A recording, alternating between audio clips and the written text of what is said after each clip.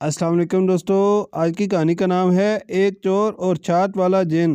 پیارے بچوں، کسی زمانے میں ایک گاؤں کے قریب ایک بہت بڑا اور پرانا درخت تھا۔ بارش اور سردی کے موسم میں مسافر لوگ آتے جاتے ہوئے اس درخت کے نیچے بارش اور سردی سے بچنے کے لیے ٹھہر جایا کرتے تھے، مگر اس درخت میں ایک سوراخ تھا جس میں ایک جن رہتا تھا، اور وہ لوگوں کو اس طرح ڈرایا کرتا تھا کہ جب کوئی آدمی اس درخت کے نیچے بیٹھتا، لیٹتا یا کھڑا ہوتا تو وہ چپ چاپ اپنا منہ درخت کے سوراخ سے باہر نکال کر یہ کہتا جات، اور فوراً ہی اپنا منہ اندر کر لیتا تھا۔ پھر تھوڑی دیر گزرنے کے بعد اسی طرح دوبارہ کرتا تھا۔ مسافر بیچارے ڈر کر بھاگ جایا کرتے تھے۔ لوگوں نے اس جن کا نام جات رکھ دیا تھا، کیونکہ وہ یہی آواز نکال کر لوگوں کو ڈراتا تھا۔ اب لوگ اس درخت کے قریب سے گزرتے ہوئے بھی ڈرنے لگے تھے، مگر چونکہ وہ درخت راستے میں تھا اس لیے لوگوں کو وہاں سے گزرنا بھی ضروری تھا۔ سارے لوگ اس جات سے پریشان تھے اور دور دور تک اس کی شہرت پھیل گئی تھی، لیکن کسی میں بھی اسے مارنے یا بھگانے کی ہمت نہیں تھی۔ ایک مرتبہ کسی دور علاقے سے ایک چور اس گاؤں کے قریب آیا اور رات کو ایک گھر میں گھس کر ایک بیل چوری کر لیا۔ وہ بیل کو رسی سے باندھ کر رات کے وقت لے کر چل پڑا۔ راستے میں بارش شروع ہو گئی۔ چور نے بارش سے بچنے کے لیے جگہ تلاش کی تو اسے یہی جات والا درخت نظر آیا۔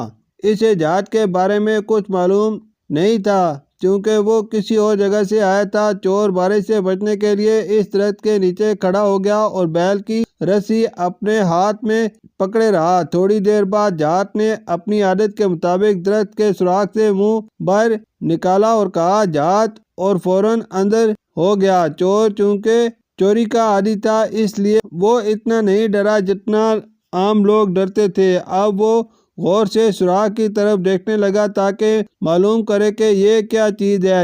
چاند کی ہلکی روشنی بھی موجود تھی۔ تھوڑی دیر بعد پھر جن نے منہ باہر نکالا اور جات کہا۔ چور نے اس کا چہرہ دیکھ لیا اور سمجھ گیا کہ یہ کوئی جن ہے جو اسے ڈرانے کی کوشش کر رہا ہے۔ چور نے دل میں سوچا کہ اسے سبق سکھانا چاہیے۔ اس نے بیل کی رسی میں ایک گرہ اس طرح لگائی کہ اگر رسی کو زور سے کھینچا جائے تو وہ پھندا بن جائے۔ پھر اس نے وہ پھندا درخت کے سوراخ پر لگا دیا اور دوسری طرف سے رسی پکڑ کر انتظار کرنے لگا۔ تھوڑی دیر بعد جات نے جیسے ہی منہ باہر نکالا اور جات کہا، چور نے فوراً رسی کھینچی اور بیل کو ایک ڈنڈا مارا، پھر رسی چھوڑ دی۔ بیل ڈنڈا لگتے ہی تیزی سے دوڑنے لگا۔ چونکہ اسے اپنے گھر کا راستہ معلوم تھا اس لیے وہ سیدھا اپنے گھر کی طرف بھاگا۔ ادھر جات رسی میں پھنس کر زمین پر گھسیٹتا رہا اور پتھروں اور جھاڑیوں سے